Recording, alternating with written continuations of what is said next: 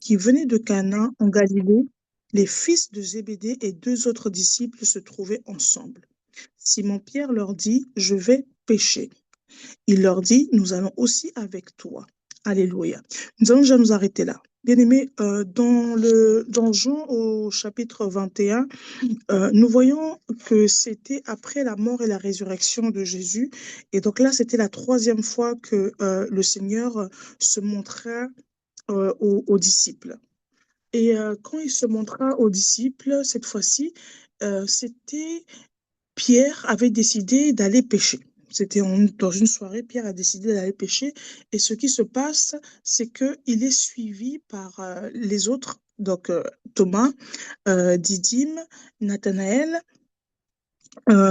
et deux autres. Donc, il y a 5 personnes qui le suivent pour aller pêcher. Et donc, Pierre dit, je vais pêcher. Et il leur dit, nous allons aussi avec toi. Bien-aimé, il faut savoir que lorsque nous parlons de prodige, notre influence joue de beaucoup. L'influence que nous avons autour de nous joue de beaucoup. De par ta position ta position de leadership, ta manière d'attirer les personnes à te suivre vont pousser le Seigneur à faire des prodiges. Pourquoi? Parce que, bien aimé, nous savons que le nombre est important. Le Seigneur a dit, allez, faites de toutes les nations mes disciples. Donc le Seigneur veut que le maximum de personnes puissent être sauvées. Et donc dans ce sens, lorsque nous avons une position d'influence, lorsque nous avons la capacité d'influencer certaines personnes à nous suivre dans nos choix, le Seigneur intervient pour faire des prodiges. Alors ce soir-là, Jean a dit pêcher. Et quand il a décidé d'aller pêcher, nous voyons que plusieurs personnes, les autres apôtres, se sont joints à lui pour cette activité. Amen. Alors, ensuite, lorsqu'il dit je vais pêcher, ils disent nous aussi nous allons avec toi. La Bible nous dit, on continue, ils sortirent et montèrent aussitôt dans une barque, mais cette nuit, ils ne prirent rien. Amen. Ils ne prirent rien. J'aimerais qu'on puisse s'arrêter là. Bien-aimés, lorsque nous voulons faire des prodiges ou vivre les prodiges, bien-aimés, dans toutes les actions que nous posons, les activités que nous posons, chaque fois que nous allons les faire dans notre chair, chaque fois que nous allons le faire par un coup de tête, chaque fois que nous allons les faire parce que nous en avons besoin immédiatement, mais sans prière, sans intention, sans nous sans demander l'aide du Seigneur bien-aimé, nous n'aurons rien. Malheureusement, nous avons, comment dire, pris cette habitude-là d'être autonome, d'être indépendant. La société, notre éducation nous a appris que tu peux le faire, tu n'as pas besoin de prier pour ça. Tu vas juste, tu vas pêcher, tu es un pêcheur, tu es une professionnelle, tu vas aller prêcher, tu sais prêcher, tu vas aller rendre un rapport, tu vas aller dans un conseil d'administration, mais tu sais comment ça se passe. Mais pourquoi tu vas prier? Alors nous allons souvent seuls dans ces rendez-vous, dans ces activités que nous pensons banales, mais que le Seigneur peut utiliser pour transformer nos vies, pour nous propulser. Amen. Et donc, on prend l'habitude vraiment de toujours, encore en cette année, lorsque nous voulons vivre le prodige, d'aller avec Dieu et de ne pas aller seul. Amen. Et la Bible nous dit que lorsqu'ils sont montés dans la barque, alors que c'était des professionnels de la pêche, c'était des hommes aguerris, Pierre était un pêcheur, ils savaient ce qu'ils faisaient, ils ont prêché toute la nuit, ils connaissaient les endroits, ils connaissaient le vent, ils connaissaient comment avoir des poissons, mais cette fois-ci, ils ne prirent rien. Le matin venu, au chapitre 4, nous voyons Jésus se trouver sur le rivage. Et ça, j'ai beaucoup aimé lorsque j'étais en train de méditer. Jésus les attendait sur les rivages. Jésus se trouva sur le rivage. Mais les disciples ne savaient pas que c'était lui. Ce qui veut dire qu'ils ont péché toute la nuit, ils ont travaillé durement, ils ont épuisé leurs forces et au final, ils décident de rentrer. Et lorsqu'ils rentrent, Jésus les attend sur le rivage. Bien-aimés, ce matin, j'aimerais nous rappeler et nous dire que Jésus nous attend sur le rivage. Jésus nous attend, bien-aimés. Il attend nos échecs. Il attend que nous puissions rendre les armes. Il attend que nous puissions revenir et dire que bon, j'ai essayé par moi-même, je n'ai pas réussi. Il attend que nous puissions nous rentrer dans une introspection, réfléchir pour dire, ah, mais cette fois-ci-là, pourquoi on n'a pas eu le poisson? Je ne comprends pas. Jésus se trouva sur le rivage. Qui veut dire que Jésus n'est jamais loin. Il a même dit, je ne vous abandonnerai pas, je serai tous les jours avec vous. Donc, Jésus n'est jamais loin. Alors que parfois tu te dis que comment j'ai échoué, comment j'ai pu rater cette opportunité. Jésus est là.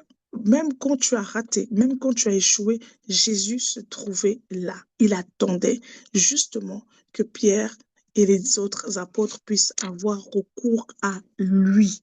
Amen. Et j'aimerais aussi mettre un point là-dessus en disant que la mission principale que le Seigneur avait donnée à Pierre et aux apôtres, c'était d'aller. Il leur a dit, allez. Il leur a dit, allez, occupez-vous de mes brebis. Mais il voyait que euh, Pierre, après son départ, après sa mort, ce qui s'est passé, c'est qu'ils sont repartis à leur pêche. Ils sont repartis à leur vie normale, d'hommes normaux, des pêcheurs qui devaient avoir une activité pour nourrir leur famille, pour avoir de l'argent. Ils sont repartis à cela. Et Jésus était venu pour leur rappeler leur mission. Jésus était venu lui dire que je vous ai demandé de faire quelque chose de plus important que la pêche, mais de devenir des pêcheurs d'hommes, d'aller annoncer l'évangile, aller annoncer la bonne nouvelle, aller annoncer le pardon du péché, aller annoncer que je suis venu pour restaurer le vie, que je suis venu, que je suis le message de la restauration, de la guérison, de la vie éternelle. Je suis celui qui avait été promis au monde. Je suis là. Allez-y donner ce message au maximum de personnes.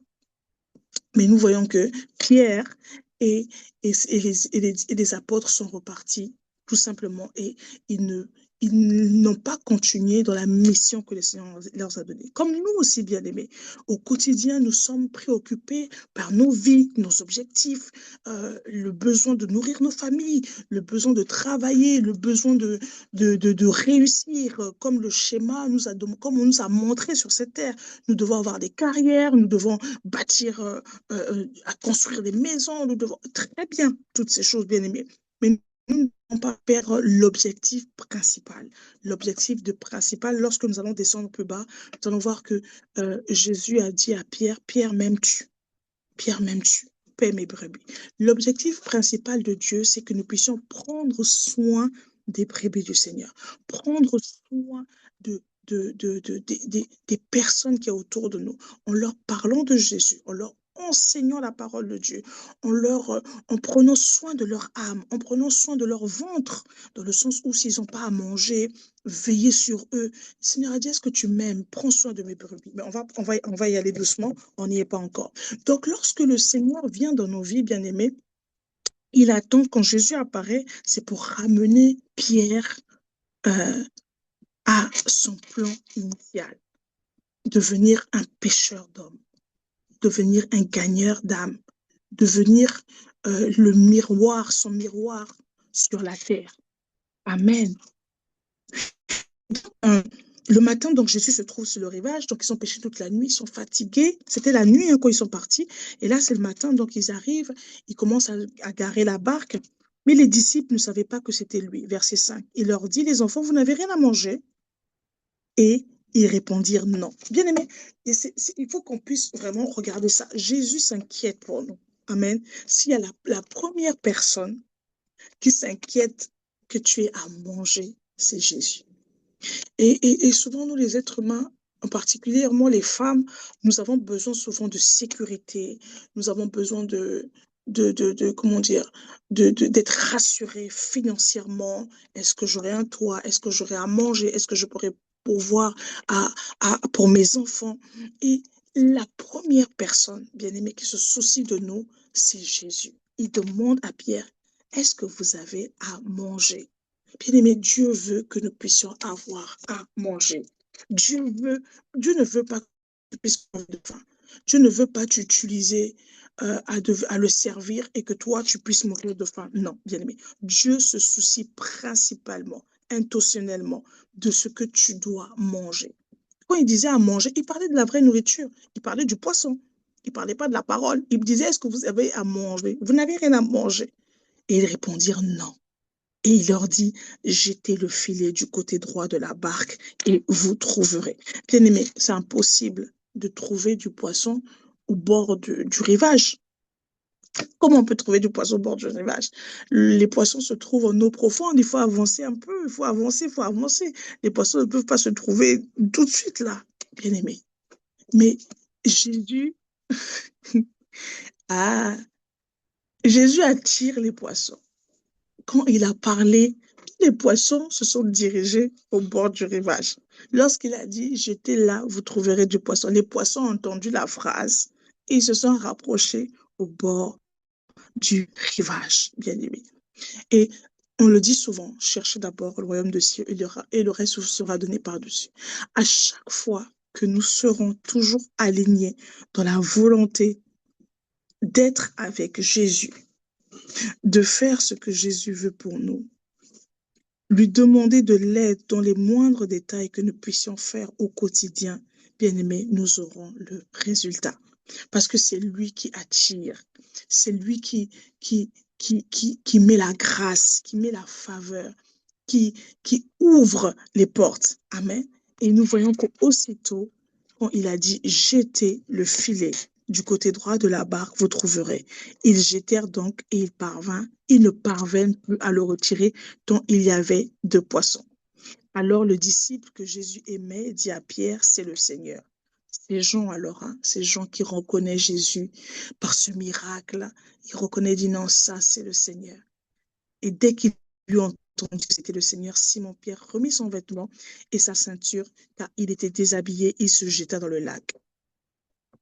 Les autres, euh, les autres disciples vinrent avec la barque en tirant le filet plein de poissons, car ils n'étaient pas loin de la rive, à une centaine de mètres.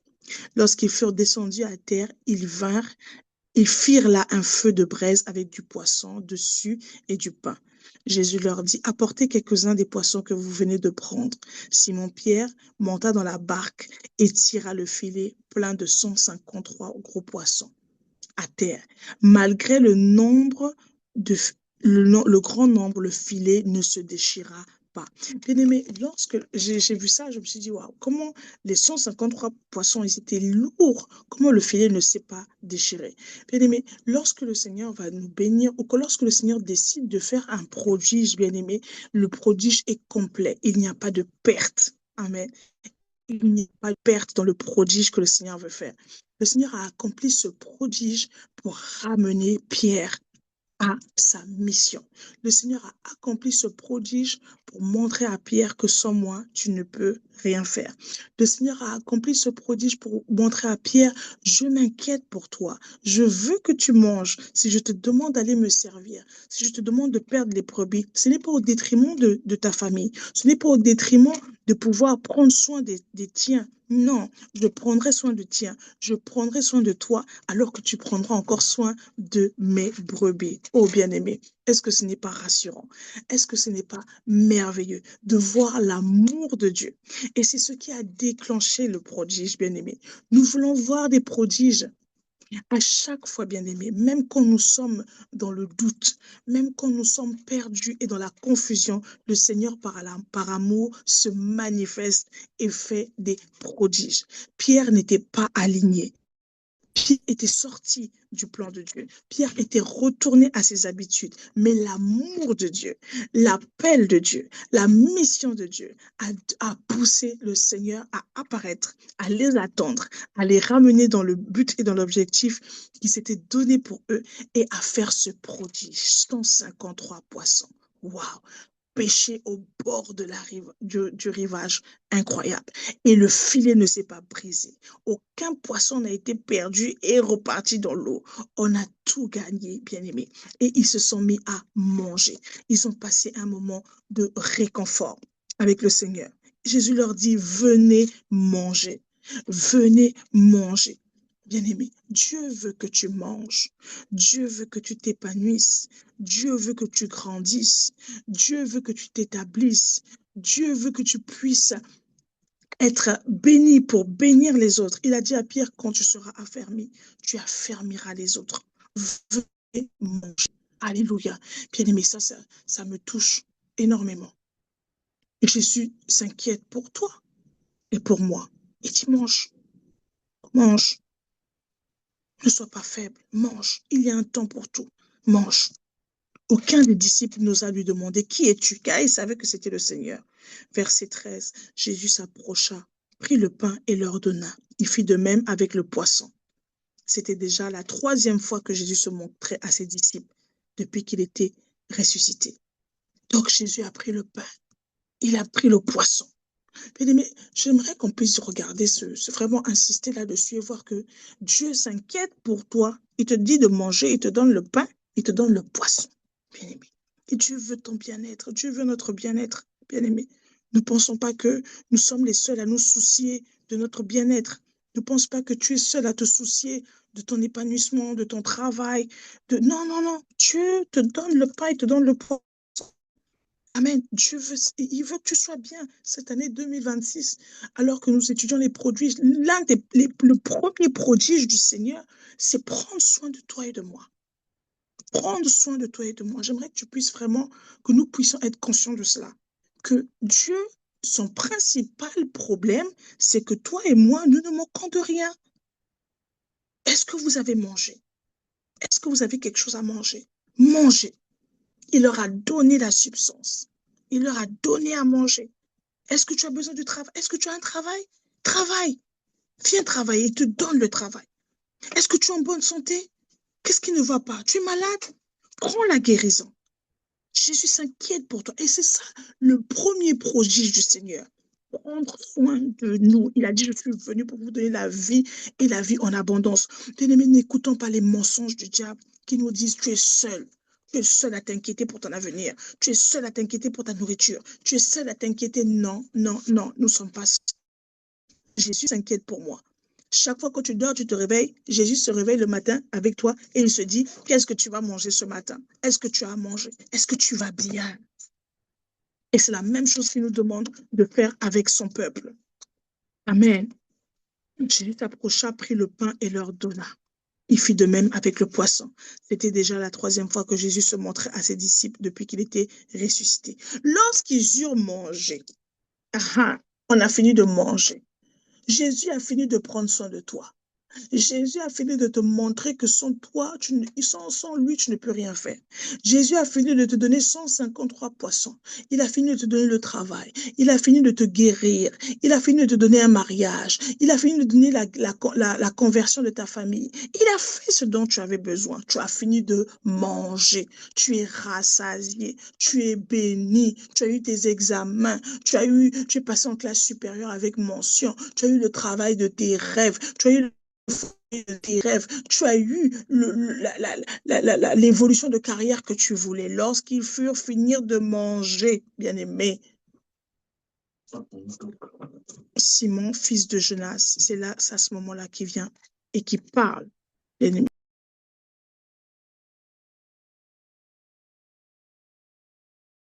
Amen. C'est à ce moment-là qu'il parle à Pierre et dit, Simon, fils de Jonas, même plus que ceci. Il répondit, oui, Seigneur, tu sais que j'ai de l'amour pour toi. Jésus lui dit, nourris mes agneaux. Alléluia, nourris mes agneaux. Il lui dit une deuxième fois, Simon, fils de Jonas, m'aimes-tu? Pierre lui répondit, oui, Seigneur, tu sais que j'ai de l'amour pour toi. Jésus lui dit, prends soin de mes brebis. Il lui dit la troisième fois, Simon, fils de Jonas, as-tu de l'amour pour moi? Pierre fut attristé de ce qu'il lui avait dit la troisième fois. As-tu de l'amour pour moi? Et il répondit, Seigneur, tu sais tout. Tu sais que j'ai de l'amour pour toi. Jésus lui dit, nourris mes brebis. En vérité, je te le dis, quand tu étais plus jeune, tu mettais toi-même ta ceinture et tu allais où tu voulais. Mais quand tu seras vieux, tu tendras la main et c'est aux autres. Et c'est un autre qui attachera ta ceinture et te conduira où tu ne voudras pas. Amen. Bien-aimé, cette question le Seigneur nous pose encore ce matin. Gémina, Gémina, Gémina. M'aimes-tu? Prends soin de mes brebis. Amen. Jésus a la capacité de prendre soin de nous, mais il nous demande à nous de prendre soin des autres. Cette année, bien-aimé, nous voulons vivre le prodige Le prodige, nous le voyons au quotidien, mais deux fois nous ne le reconnaissons pas. Alors, si nous voulons encore continuer à voir ce prodige, bien-aimé, alignons-nous, revenons au plan du Seigneur et prenons soin des prévenus du Seigneur. Un appel, un amour, un soutien. Bien-aimé, c'est de ça qu'il s'agit. Et je vous assure que pour le reste, le Seigneur va encore prendre toute la gloire. À chaque fois que nous serons dans cette dynamique de prendre soin de ses brebis, de parler de Jésus, de nourrir, de guérir, d'écouter, de penser les blessures, le Seigneur sera là pour faire encore au-delà. Que le Seigneur bénisse sa parole, que le Seigneur nous bénisse. Nous allons prier. Père, nous te bénissons, nous te rendons grâce. Seigneur, nous sommes émerveillés encore aujourd'hui lors de cette exhortation sur Jean 21. Merci pour cette pêche miraculeuse. Merci Seigneur parce que tu nous montres encore que tu es le premier à te soucier de nous. Tu es le premier à nous attendre au bord du rivage. Tu es le premier à nous attendre revenir lorsque nous avons essayé par nous-mêmes et que nous avons échoué. Et tu es le premier à dire que avez-vous mangé? Tu es le premier à t'inquiéter pour nous, Seigneur. Seigneur, pardonne-nous parce que nous pensons souvent que nous sommes seuls, que nous nous battons seuls et que nous n'avons pas de soutien. Merci Seigneur parce que tu nous montres que c'est toi qui fais des prodiges et tu es capable de le faire à n'importe quel instant, au moment le plus improbable et dans des lieux que nous ne pouvons même pas croire qu'un prodige puisse se faire. Ce matin, Seigneur, nous te demandons pardon. Et nous voulons, Seigneur Jésus, nous aligner à ton plan. Nous voulons pas être très brebis. Nous voulons te prouver notre amour en prenant soin de tes brebis, en leur donnant à manger, en leur donnant ta parole, en pensant leurs blessures, en les écoutant, en les soignant comme toi tu veux. Et nous savons que toi aussi tu prends soin de nous. Que toute la gloire et l'honneur te reviennent. Merci Seigneur Jésus. Remplis-nous encore d'amour pour toi. Nous voulons t'aimer comme toi tu nous aimes. Nous voulons être patients comme toi tu es patient avec nous. Seigneur Jésus, tu as été patient avec Pierre. Tu es parti le chercher à plusieurs reprises. Tu as été patient avec nous. Tu es venu nous chercher à plusieurs reprises. Donne-nous d'être patients aussi pour tes enfants. Donne-nous d'être patients aussi pour tes brebis. Dans le nom de Jésus, nous avons prié. Amen.